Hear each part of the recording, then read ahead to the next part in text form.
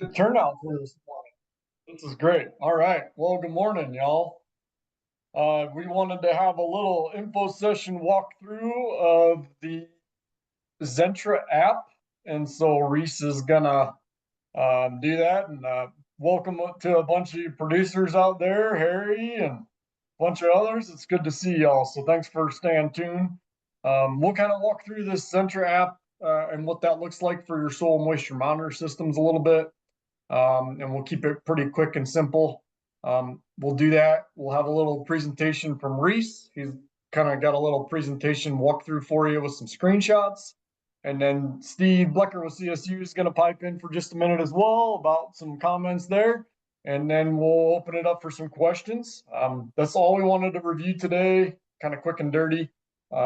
If you guys have specific questions related to program admin or reimbursement forms or any of that, we can handle that after we get through all of this stuff. So let's just try and kind of really focus on the soil moisture monitor and the ZENTRA stuff for this morning. We are recording this, and additionally, you will get this in a kind of PDF presentation for when you get the instructions that Reese is going to go over. So, Reese, you want to go ahead and share your screen? You bet.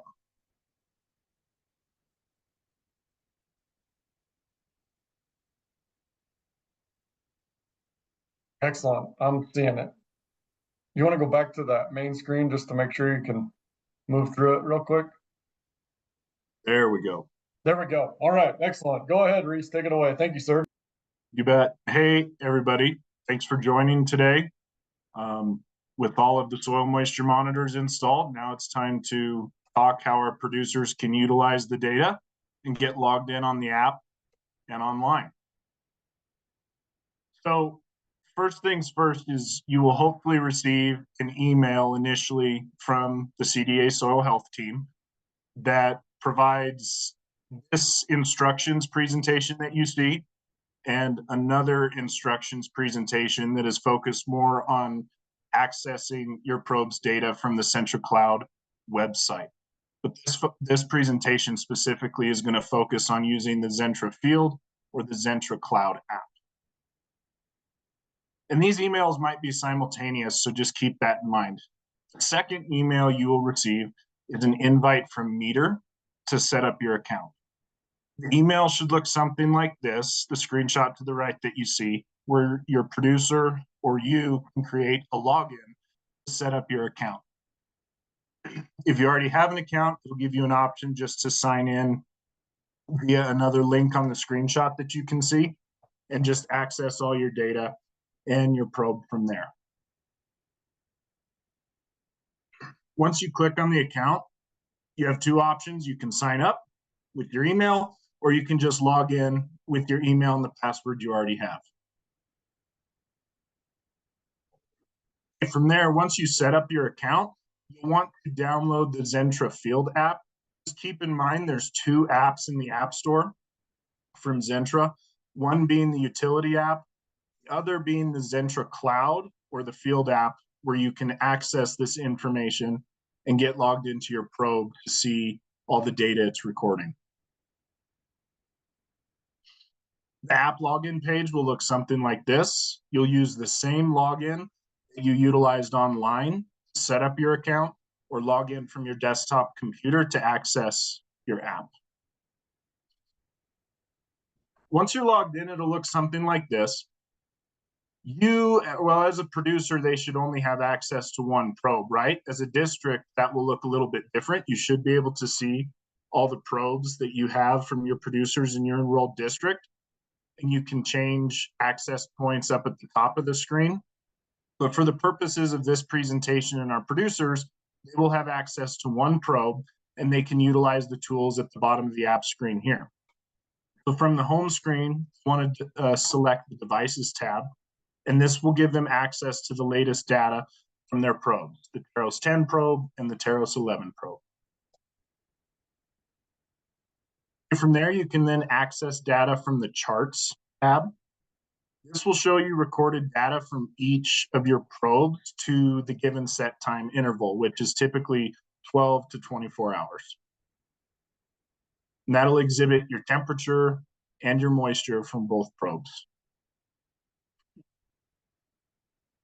So just a friendly reminder, I know a lot of you know this already, but in the app, as we see it from our end, the yellow line will indicate your water content from the Taros 10 probe, often installed at a depth of 12 inches. But that's not always the case, so check with whoever installed that probe to be certain, and the producer might know it themselves.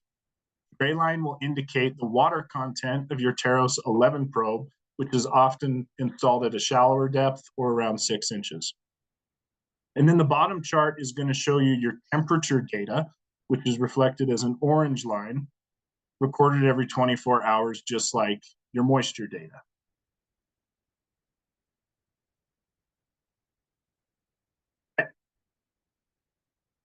Default on your app and online, it's going to record your temperature and your moisture data in metric units. So if a producer or you wants to change these units, this is how you can get that done. So you can log into the ZENTRA cloud from your computer, that familiar login screen you see in the top right of the presentation, or you could use the ZENTRA utility app. I would recommend that producers and you as districts utilize the login from your desktop computer versus going through the trouble of utilizing a separate app that is ZENTRA utility. Keep in mind that's different from the ZENTRA field app that we just walked through to check producer data. Once you're in ZENTRA cloud on your desktop, you can select the gear icon fourth from the bottom and to the left on your screen and click measurement units. From there, it'll take you to a screen that looks like this, and you can see all the different adjustments you can make, how your probe is reflecting the data, and you can switch it to feet, inches, Fahrenheit, so on and so forth. Once you switch those units, you can hit accept. Something to note, we are going to provide instructions on how to convert all the different measurements for temperature, water content, so on and so forth. But one thing that's been pretty consistent with producers and districts is they want to switch that water content value to a percentage versus cubed meters. And then from here, I'm going to pass it on to Steve, talk through some more data points. Yeah, thanks, Reese. This is just an example of what we provided for producers. Can you guys hear me? We sure can, Steve. Oh, you can? Okay, good. So last year for the producers, we put together these reports. This is like a 2-page PDF where we just plotted out the soil moisture content over from the time it was installed through, well, here it looks like January or February. And what we're going to do, we'll do a similar thing this year where we will try to put these percent water content values into some context based on your soil texture and percent organic matter content once we get the data. So once we do get that data, we'll be able to produce this kind of stoplight backdrop on your moisture data where the yellow, between the green and the yellow, well, the yellow is an estimate of saturation. So it's when all the pore space is filled with water and your soils are completely saturated, that's the yellow. The green is generally considered plant available water. So that's between field capacity, which is between the yellow and the green, and then wilting point, which is between the green and the red. And that's when you start getting into the red, it gets more and more difficult for the plants to extract the water from the soil. And again, this is just an estimate, but it should, it takes into account, this is largely driven by texture. So, and the reasoning is, I mean, if you've got, say, 20 or 30%, that's going to be a lot different in a very sandy soil versus a very clay soil in terms of how much water is available to the plant. And this particular site looks like it's got a fair amount of clay because even at 20%, you can see you're in the red. So there's probably a lot of clay kind of holding on to that water fairly tightly. And you can also see, if you notice on the far far right of the graph where you get that little dip all of a sudden. If you looked at the soil temperature, you would notice that the soil is probably frozen at this point. And at that point, your moisture data is kind of meaningless because you're measuring basically the conductivity or the whatever the electrical signals that are going through ice rather than water. So it's doesn't really mean much. Although in February, you're probably not too concerned about what's going on for those few weeks when it's frozen. So yeah, so bear with us. We're gonna once we get, I don't know where the soils, what the status of the soils data is yet, but once we get that, we will start putting these together and we'll actually we'll make them available in ZENTRA Cloud. So when you go in to look at your loggers, there should already be a graph, and we'll go ahead and put this backdrop in. And yeah, you'll just have to it's going to take us several months probably to do this, mainly because I got Ian doing it and Ian's busy. But let me see. That's about all I had to say about this. We do have, I think at this point, we've got about, as far as I can tell, we've got about 225 or so sites that have been installed. So that leaves us with maybe 25, 30 to go. I know a lot of you are having issues with accessing the data due to cell connections. And I've talked to Meter about this. I actually saw them last week. I was bugging them, and they don't really have a good answer. They just kind of shrug their shoulders and say, "Oh yeah, Colorado, good luck," or something like that. And I'm like, "Yeah, well, that doesn't really help." But I'm trying to get antennas sent to folks. If you haven't gotten any, let me know, or let Reese or Toby or Michelle know. We're trying to come up with a cheaper alternative than going through Meter. We can get a perfectly good antenna and extension. We can just buy this stuff through Amazon for about half the price. So we're kind of working on that. I've also got Ian working on a flow chart, kind of a troubleshooting flow chart if you're having trouble accessing, getting the data to upload to the cloud. But there is a way to manually download the data. So if you've got producers who are really interested, they can use the ZENTRA utility app to manually download the data. And you can put it into it. I mean, they'd have to be able to use a spreadsheet and kind of access it that way. I mean, it's not perfect, but it is a way to get at the data. And I can work on some instructions for that as well. Anyway, I'll stop talking and see what kind of questions people have. That's great, Steve. Thank you. And Reese, you want to finish up the last little bit you had here? Yep, we're almost done. So, just reminders, most of you know this already, but, a lot of questions we get out in the field is, how is this helpful to producers? And I think we all know that the data over the course of multiple years is going to be really valuable, and that takes some time and some patience. But how can producers access the app and the online platform to maybe help them in the short term? So, what does soil moisture content and temperature look like after irrigation, after precipitation events, during and post spring runoff and melt, maybe during heat waves, and then over the long term, indicate some trends over the course of multiple years. And as Steve just discussed in the graph, which I think is one of the most helpful aspects, is understanding your available moisture to plants relative to your soil type.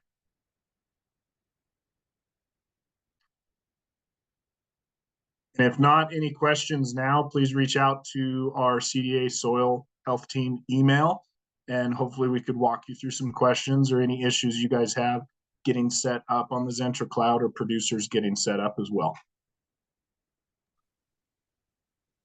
Yeah, great. Thank you so much for that, Reese. Really appreciate it. A couple things. One, it's going to take a little bit of time for those colors to be the backdrop, as Steve mentioned, as we get the soil samples coming in with the data that then they can input into those individually. Two, it's going to take a little bit of time for our team to get you guys all invited. So this isn't going to happen today or tomorrow, but we're going to start working on that. So please be patient with us. There are, almost 300 of these to deal with. So we're going to go in and get the invites, and we want to have your instruction email and your invite email come pretty close together so you guys have that reference. And again, we will have this recorded and we'll put that link in there. So if at any point you stumble along, you can refer to both the screenshots and the PDF and the presentation that Reese gave with Steve's comments as well. And the last piece is just remember, this is, these systems have set in a little bit, and they're not like, okay, we need to do it exactly on these different barriers that are put in with those soil textures. It's a guide, right? And it's helping you understand what's going on and observe and use that data.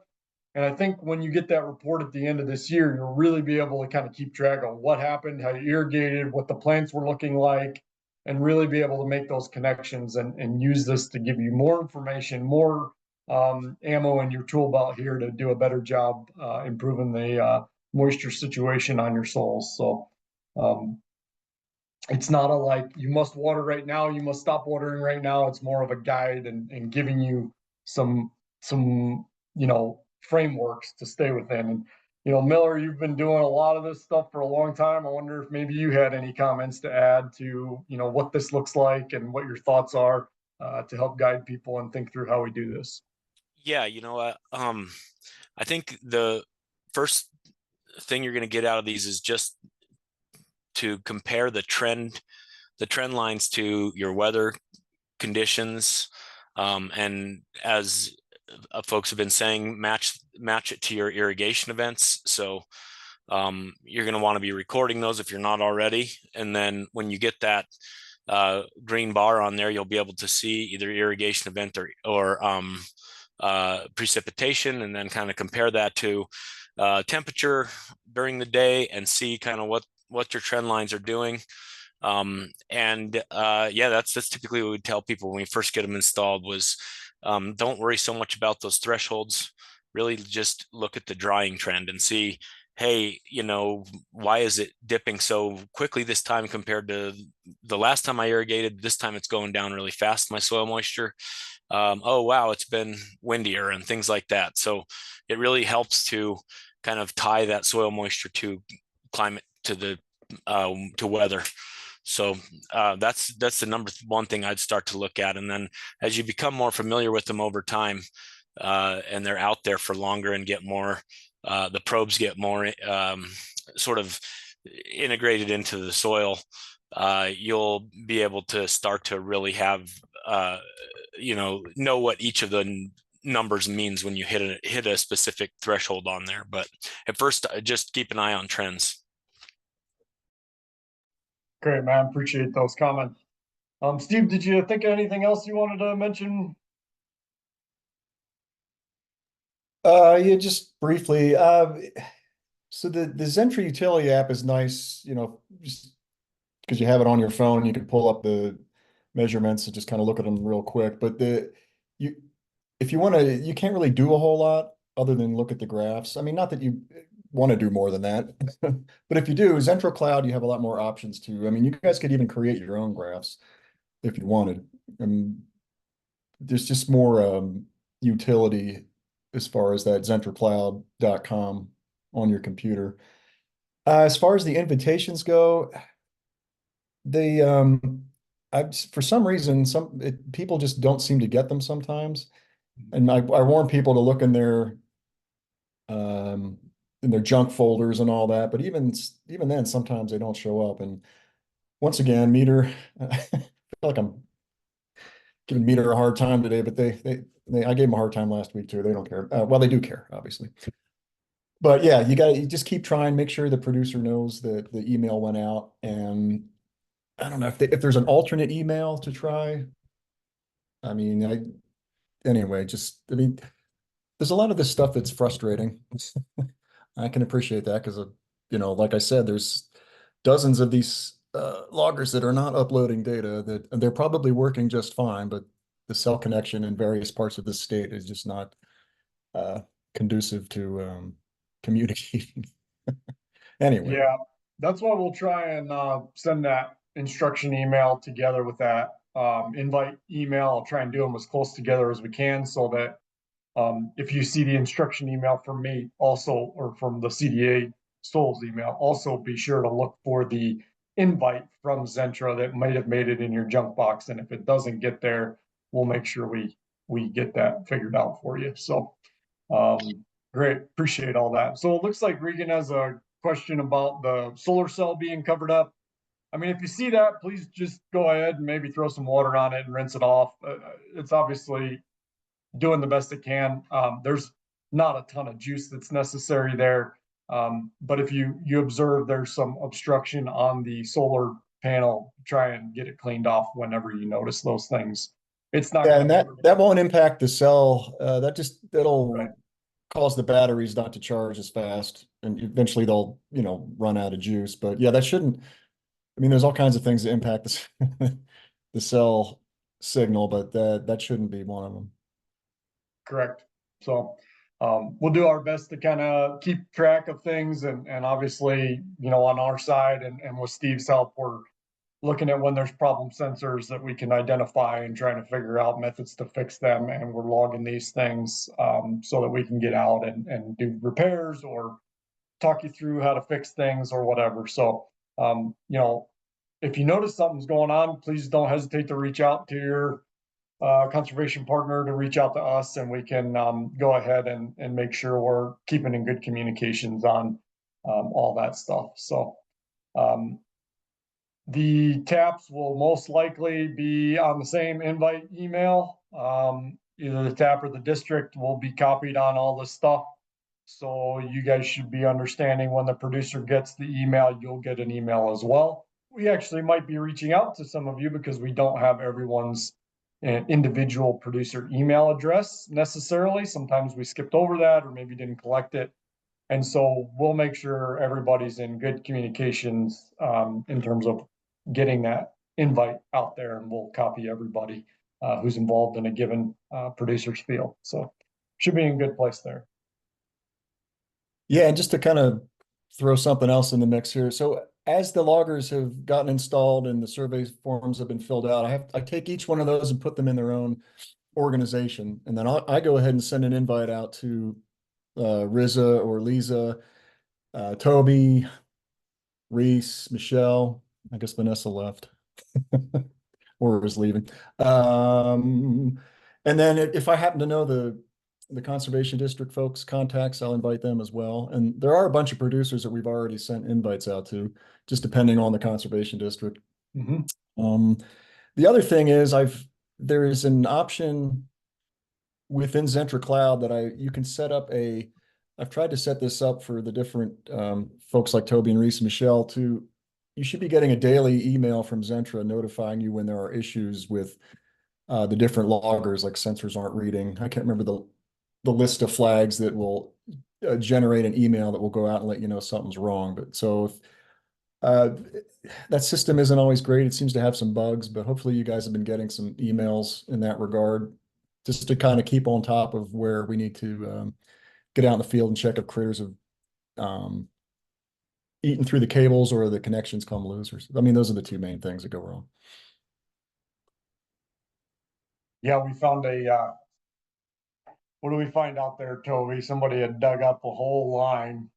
They must have been looking for some rodents or something. Yeah, I think some badgers, a badger. That's right. Yeah.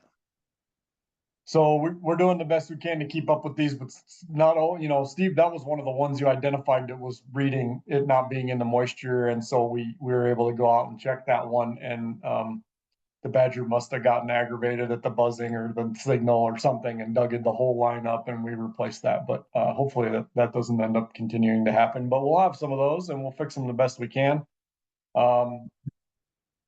We'll get you set up, Penny. Don't worry about it. We're working on these things. So one step at a time, we'll just kind of go down our list of who got installed and when they get installed, and you'll start seeing stuff coming here before too long. Yeah, I guess my practice has been to just set these notifications up for CDA folks, but I'm more than happy it's easy enough just to set it up for the conservation district folks too. And Penny, I can get you set up on that as well. Yeah, I'm a little behind here. I have almost 100 unread ZENTRA invites that I'll start tackling them one at a time, go through the list, and we'll get those off and get everybody copied on those. So I noticed that, John. You're behind there.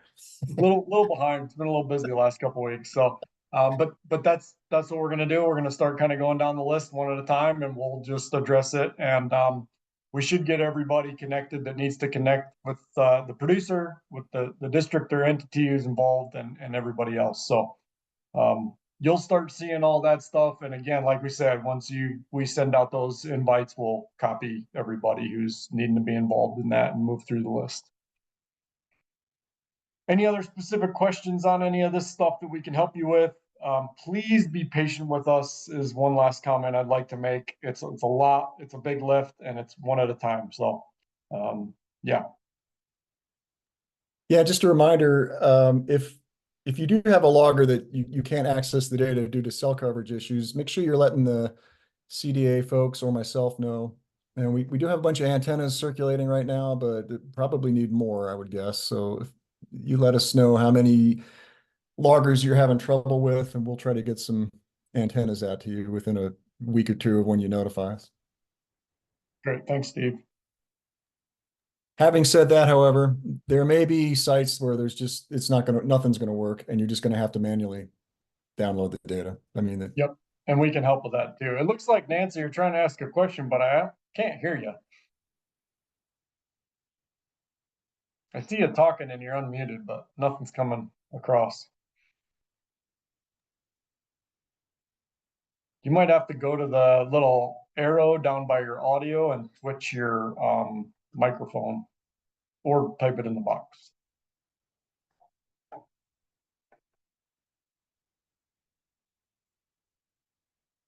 See if you guys can figure that out. Anybody else have any other questions while they're trying to figure that out? We might got you now. Go ahead and speak now. Can you hear now? Yes, we got you. Okay. All right. So this is Jill. Taylor, I have a couple questions for you. One of them is for Reese. You were talking earlier about changing the measurements and everything. It's better to do from your computer. If somebody has it on their phone and they're doing it, will it not work correctly? Because I had a guy out in the field one day. We were trying to change the measurements from his phone on there through the ZENTRA field, and it wouldn't save it, it seemed like. So does that stand true? Does that usually always happen that way? I just think it's more user friendly from the Okay. desktop computer. Okay. And it's one thing I've noticed with the ZENTRA utility app is you have to pay attention to all your options on the screen, because sometimes there's a very discreetly hidden save button. Right. Yeah. Sometimes save. that one where you say accept, it doesn't show up sometimes. So you get it all saved and you go back and you think you're doing fine. You didn't realize you had to click accept because it's not there. And then the next time you pop into it, it's there. So I've learned that you got to make sure it's there and click that before it does save them.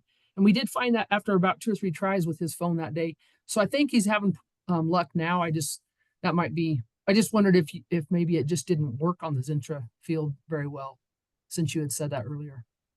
Well, and I think one thing I noticed when we were putting this presentation together too is sometimes things just look a touch different depending on what cell phone you have too. Right. Right. Whereas if you log in from a computer, it's all very consistent and straightforward to our instructions, and it just streamlines it and makes it a lot easier. And utility's great if you're standing by the monitor, the app, right? But it doesn't work so well if you're trying to connect to your soil moisture monitor, from home. So that's where I default to utilizing the computer and logging into ZENTRA Cloud. Okay. All right. Yeah, And then another question I have for you, whenever you're looking at the temperature, is it right that the temperature in the soil is usually higher like at midnight rather than during the day? I've been noticing that when I look on the bars, when you scroll across, it's always higher at midnight. So is there a setting that's not right or something, or is that correct? well, the deeper you measure the temperature, the more of an offset there's going to be from the air temperature. So that's what I wondered, if it takes that long for it to kind of go down into the ground at the 6 inches. It could be, yeah. I mean, I would expect it to be a lot closer to 2 inches, but 6 inches, yeah, there may be could be a 12-hour I've just been offset. noticing I've been looking at them a lot here lately, and it seems like the temperature of each day is higher in the soil at midnight rather than in the heat of the day. Yeah, I'm trying to think back to my soil physics, but yeah, I mean, that could, that actually makes sense. Okay. Okay. But yeah, the meters it's measuring okay. There's just a lag. There's just a delay between the heat moving down into the profile and then cooling off. So yeah, you're fine. Okay. And then something else I found, just to kind of answer one of the questions about how we find out if there's something not working. I've learned by looking on the ZENTRA field, or not field one, the utility one. If somebody's wanting to look up all of theirs, you've sent that so we can set all of it shows up in utility. And if you just click on everybody's meter, it has a red dot at the bottom of it. It's telling you when it's not working. No kidding. I didn't know that. Yeah, Oh, it shows great. up red. So then I go out there and mess with it and come back and it's working. The one that's Okay. only messing with this right now, working on it every other day. That's how it is. It's red one day and ready the next. So Well, and that's also a good point. And appreciate you bringing that up. Is it's 1 hour, maybe it doesn't get a cell signal, and a couple hours Correct. later it does. And so also just because it doesn't log for 1 hour, maybe the data will have a lag, and we've seen that in a few places. So don't worry about looking at it every minute. If we see a long, 3 or 4 days where it's not registering, obviously something's there. So we try to be a little bit of a filter on that too. If it pops up red, or something's going on, we maybe let it set a little bit and maybe it pops back in. So also remember that piece of it too. But that's a really good point. If there's a consistent issue with one of them, to yeah, I maybe, have one that just it's been popping in every, few days, 1 or 2 days, then it's off Yeah. again. So I've been watching it a lot. And like it went out over 4th of July. So we had that 4 or 5 day period. And then now it just seems like it's popping in and out. Ian and I are still working on that. We're trying a different antenna and trying a few other things, but cool. we're gaining, hopefully. But that's my one problem child right now. Yeah, The there's rest always of them are gotta all be going one. good. So Well, we appreciate the feedback on that. Thank you for sharing that stuff. okay, thanks. Great. Well, if anybody has any other questions, let us know. Otherwise, we'll just ask you to please be patient with us as we work on rolling all this stuff out. We also know that we're going to start seeing some soil analyses results starting to come in here in the not too distant future, so that's exciting as well. And so there's going to be a lot of stuff happening. Just a quick reminder that we would like to see all those reimbursement requests by September 30th. And so if you have questions about any of that, remember, please check the CDA website for the most updated spreadsheet and fillable PDF now. I found some mistakes last week and got that stuff all fixed up. So you can type right into the PDF if you want. You can just download it and write into it and scan it back. The spreadsheet for Excel should be all working nicely now. So there's a few different ways for you guys to be doing that stuff. And we'll go ahead and be available to communicate. If you want to send us one to take a look at, we can give you some feedback or whatever works for you. So just remember to check those on the live website and download those because they're as updated as possible there. But they should be all working really nice now for you guys. Hey, Riz, I did have a question. I think you guys have answered this a bunch, but I had a producer reach out about going to a conference that's in September, but he will have used all of his money for this year. Can he bill that in October for next year? If he spends it this year, is it out of his own pocket? Well, we'd like to keep everybody on the calendar schedule as best we can. And it's always nice to have more match than you actually used up. So we'd like to really try and keep those in the crop years as much as possible. And he could just add it to his reimbursement, and so we can show a little bigger bang for his buck. Yeah, that's what we'd like to see. Okay, I'll tell him. Thanks a lot. Thank you. If it's a big hurdle, let me know and we'll. Okay, but this calendar year is done September 30th. Is that right? That's correct. Yep. Thank you for the question. And we'd really like them not to all come in on like September 30th if possible. I get it, it happens. But if we can start doing some of that stuff, anytime they're ready to go, would be fine. We just also want to get those payments to y'all as quick as we can. And so if everything comes in on the 30th, it causes us to delay a little more. We're only a couple weeks out for getting payments right now, which is great for producers to get reimbursements. So if folks are in a place where they want to submit, that's great. If they want to wait, that's fine too. The better we can get them at least before the 30th of September, the better off we're going to be to return those quicker. But it is what it is, and we want to be as responsive as we can when that time comes. So I think that's about all we had. Miller, do you have anything you want to wrap up with? Nope. Okay, we're all set. Reagan had a question. Did you see that? Yeah, I'll circle back with Oh, you, okay. Reagan. Thank you for that. Sorry. Well, no worries. Appreciate you mentioning that. I'll circle back with you, Reagan. We'll be down that way and we'll visit with you on what you're looking for. All right, y'all. Well, thank you so much. It's good to see everybody today. Appreciate everybody participating. If you have questions or need any help with anything, please let us know. And look for those emails coming here in the not too distant future. We'll start pushing that stuff out to you guys. So great. Have a great day. And no meeting next week, by the way. Thanks, everybody.